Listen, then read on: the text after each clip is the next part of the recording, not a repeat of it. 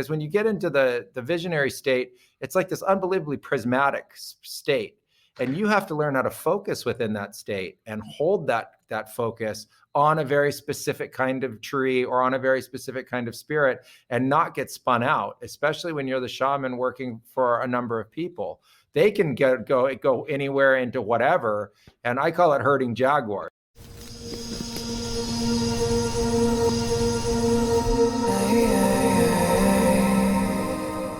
I don't understand how I'm perhaps like pissing off the plant spirits that I've done diets with by intentionally engaging psilocybin versus ayahuasca. I'm kind of like, what's the difference? I don't feel the difference. It doesn't feel like darkness, any more than ayahuasca feels like darkness, from time to time. What do you say to that? I think you're butting up against a mythological conflict that exists within the Amazonian ways of thinking about these different kinds of plants. And I actually had the exact same scenario happen to me early on in my training, because I was down here and I was interacting with these trees. And, you're talking about doing tree dietas. And that's really part of what's called palero shamanism, not ayahuasca shamanism. It's a whole other field of shamanism, right? Like a whole other kind of doctor.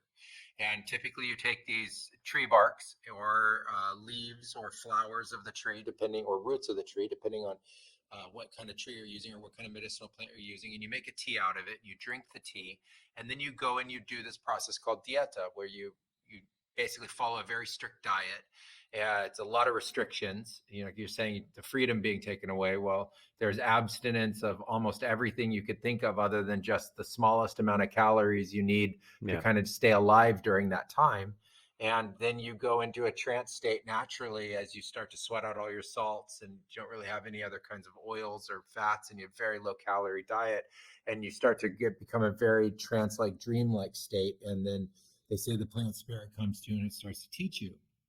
And I asked the shamans, well, why do you only diet one tree at a time? Why don't you diet 2 trees, 3 trees? So you can diet up to maybe 3 trees, but you can't diet more than that. I said, well, why? Explain to me this. And they said, well, all the plants get jealous of each other. And I thought for a second, I don't want to be dealing with jealous spirits. I came here to get rid of jealous spirits. What are we talking about? Like, jealousy wasn't something that was supporting my overall existence. And this is where we get into the idea of the local Amazonian person who kind of takes a very balanced attitude towards duality, sort of like, yeah, well, there's the light with the dark. It's not, I'm here for the light. It's, you're getting the light with the dark. And so there's all of these restrictions saying that the plant spirits get, as you said, like frustrated with you or mad at you, or they even can punish you in some traditions, they say, for different kinds of activities or different kinds of things that you do as you're learning the discipline of the diets themselves. And so I fundamentally asked my own teachers if I could leave that aspect of the tradition, because I was only interested in interacting with what I called the medicine spirits of the plants anyway. So I didn't want the jealous aspects of the tree. If the tree had something jealous going on with it, well, it needed to release that just as much as I did. So hey, all right, Pinon, Blanco, whatever, Chuchuasha, we're going to not be jealous anymore. So we're all going to learn how to get along anyway. And then I was confronted by a conundrum that made literally no sense to me, that I was told that I was going to do, 20, 30, 40 of these tree diets of these different kinds of trees. And ultimately they were going to be going down the same mouth and into the same body. So they were going to ultimately have to learn how to get along in one body anyway. It wasn't like there was going to be 30 Hamiltons that were each one going to have a different tree. So I'm like, wait, this is like an apartment complex inside here. And they're telling me that none of the people in the apartment complex can get along, right? Yeah. So I'm like, no, we need to redefine this whole thing. So I started doing dietas of lots of different trees together. I tried to, do as many trees as you could possibly do within our tradition. I worked up to that. Mm-hmm. And it does get exponentially more difficult. It's not any means easier, but I did find that those conflicts that were being talked about were really more mythological in their tradition than they were innate to the tree spirits themselves. Okay. So again, this is going back more to the belief driving the outcome than the plant driving the outcome. And so I think because the people themselves had those kinds of issues, they were experiencing that with the plants. And what I ultimately did, because my I came from tradition the very same way where you were not allowed to use any other kind of medicinal plant other than just the trees of the different kinds of specialties, and then the ones that went along with ayahuasca. I ultimately branched out beyond that to all of the different kinds of medicinal plants that you could use for these different kinds of healings. And I used a practice from that I developed that came from a thing that I called modern shamanism, which was a way of making all of these spirits get along and coming from a place of medicine and love and union and unity for all of them, so that there wouldn't be an issue, and that I would go through a process of diplomacy with these spirits to introduce them to each other. So if I were going to, use cannabis, I would bring cannabis in to all the other spirits. I would call all the other spirits and say, hey, these are the head medicine spirits of cannabis. Meet cannabis, meet these guys. We're going to all learn how to get along here and not have any kind of energetic conflict. Yeah. And I would spend the first, 20 minutes, 30 minutes, hour of that first time that we would all meet, in the body itself, to get comfortable with each other, so that ultimately we could get to a place where I would call it dance, where we would get to that place where the energy becomes ecstatic and everything becomes really agitated in a positive way, and everything becomes very bubbly and effervescent and ultimately super multicolored and ultra geometric. And then all of the visions are inside that field and everything in it is getting along, and there isn't any kind of energetic tension or push or pull going on, and everything is ultimately harmonious and straightened out, and everything's shining bright, rainbows and lights, and everything's just shooting rainbows everywhere. And it's really like the most beautiful expression of consciousness you could possibly imagine. You look down at your hands are shooting rainbows out of it. Your body's shooting rainbows. The spirits are shooting rainbows. Everything's just all these beautiful rainbows going everywhere.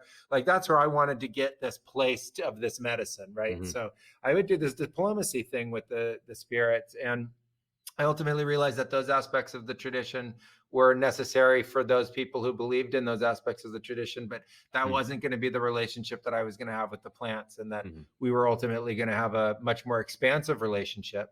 And I simply did it through this introduction of the head medicine spirits. And so, I agree with you that I don't see that there is an inherent conflict. I think that that's a mythological belief system. I don't see why it needs to be perpetuated. It's existed for a period of time. And I think there's a reason for the discipline. And I think that that's also part of the training, and that there's this mythological way of understanding in the Amazon, and it's not so literal.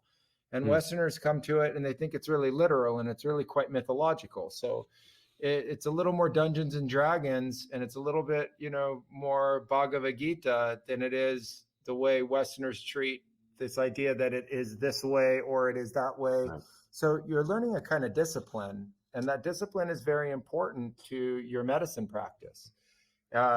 So they describe it in a certain kind of way that I think is a little bit different than fundamentally the truth, which is that the discipline is what's key in the dieta, which is, to learn that yes means yes and no means no.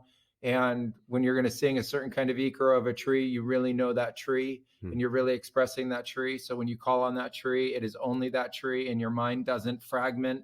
Because when you get into the visionary state, it's like this unbelievably prismatic state. And you have to learn how to focus within that state and hold that focus on a very specific kind of tree or on a very specific kind of spirit, and not get spun out, especially when you're the shaman working for a number of people. They can go anywhere into whatever. And I call it herding jaguars. It's not just herding cats, it's herding jaguars. Big cats. Yeah, big cats. So you have to be able to be super laser focused in that unbelievably prismatic state that's happening all the time. And, the stronger it gets and the bigger it gets, the more work you can do, but then the more focus you have to be able to hold. And that's part of the discipline that you learn inside that training, which I think is fundamentally really important, and then gets spoken about in this mythological way that doesn't really make so much sense for us.